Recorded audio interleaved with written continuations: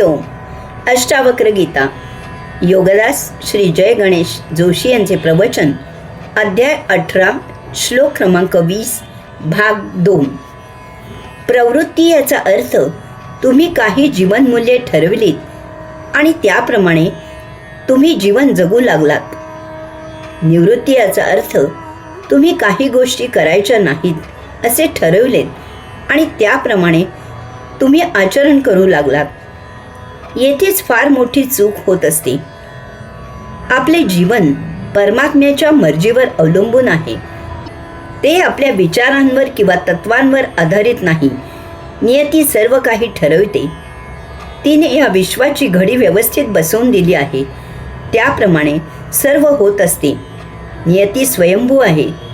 ती तुमच्या विचाराने चालत नाही. तिची ती वर्तत असते. आपण आपल्या मर्जीने प्रवृत्त होणे किंवा निवृत्त होणे याचा अर्थ नियतीच्या कार्यक्रमात व्यत्यय आणणे, बदल करणे असा होतो. नियतीने येथे कोणाच्याही प्रवृत्तीचा किंवा निवृत्तीचा ठेका घेतलेला नाही. विश्वाचे स्वतःचे नियम आहेत. त्याप्रमाणेच येथे गोष्टी घडत असतात. आपण त्या समजावून घेऊन त्याप्रमाणे आपण बदलायचे असते आणि तसे आचरण करायचे असते. जर कर्मधर्म संयोगाने आपल्याला जे पाहिजे तसे घडले तर तो योगायोग आहे असे समजावे. कावळ्या कुत्र्यांना अन्न मिळावे म्हणून कोणीही नोकरी कामधंदा करून अन्न शिजवून खरकटे टाकत नसतो. कावळ्या कुत्र्यांनी तसा गैरसमज करून घेऊ नये. तसेच आपले इच्छित पूर्ण झाले याचा अर्थ नियती तुमच्या मर्जीने वर्तन करत आहे असा आपण गैरसमज करून घेऊ नये. जे मिळत आहे ती त्या योगेश्वराची महाकृपा आहे हे ओळखून वेळीच त्याचे चरणी लीन व्हावे आणि त्याच्या मर्जीला साथ देत आपले जीवन आनंदमय करावे. विश्व आपल्यासाठी निर्माण झालेले नाही. ते आपल्यासाठी काम करत नाही. सूर्य विश्वनियमाने उगवत असतो आणि मावळत असतो. तो आपल्यासाठी काम करत नाही. तो उगवतो किंवा मावळतो ही विश्वकृपा आहे. त्याच्या उगवण्यामुळे आपला फायदा होत असेल तर तो करून घ्यावा. याला सूर्य विरोध करत नाही. याबद्दल त्याचे आभार मानावेत. ऋतू आपल्यासाठी होत नाहीत. ती एक विश्वलीला आहे. त्याचा निर्लेप निर्भेळ केवळ आनंद घ्यावा. त्यात बदल करायला जाऊ नये. त्याबद्दल तक्रार करू नये. आपली कुवत ओळखावी. आपला जीवनोद्देश उमजून घ्यावा. योगेश्वराला जाणावे आणि त्याप्रमाणे प्रवृत्ती किंवा निवृत्ती या जंजाळात स्वतःला अडकवून न घेता विश्वमर्जीचे आकलन करून आपले आचरण सुधारावे. यातच आपला आत्मोद्धार आहे.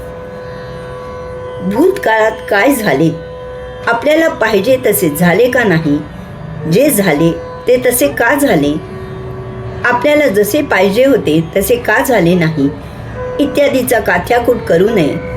तसेच भविष्य काळात काय व्हावे याचाही विचार करू नये.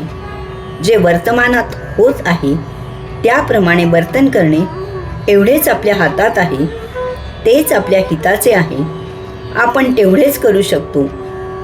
यापेक्षा आपण आणखी काही निराळे करू शकत नाही. यापेक्षा काही निराळे करणे म्हणजे विनाकारण अहंकारामुळे स्वतःला दुःखाच्या काहीत लोटण्यासारखे आहे. कोणत्याही गोष्टीला प्रवृत्त होणे किंवा कोणत्याही गोष्टीपासून निवृत्त होणे हे भोग निर्माण करणे आहे. या उलट कोणत्याही गोष्टीला साथ देऊन आपले काम करणे हे आपले संचित नष्ट करण्यासारखे आहे. जे जसे समोर येईल तसे वर्तन करावे. त्याचा आनंद घ्यावा. त्यात सुख किंवा दुःख मानू नये. राजमहाली काम करावे लागले तर ते तसे करावे आणि झोपडीत काम करावे लागले तरीही तसे ते करावे. तेच आपल्या हिताचे आहे ही त्या योगेश्वराची इच्छा समजून घ्यावी. योगेश्वराला उमजण्यात कमी पडू नये. त्यातील रहस्य जाणून घ्यावे. योगेश्वराला उमजून जर आपण योगेश्वराच्या सन्निध असू तर त्याची मर्जी काय आहे हे जसे आपल्याला समजते तसेच आपले हित काय आहे हे त्याला उमजते आणि त्याप्रमाणे तो आपली व्यवस्था करतो. यालाच सिद्धी प्राप्त झाल्या असे म्हणतात. येथे योग जुळून येतो आणि आपण मुक्त होतो. हरिओम.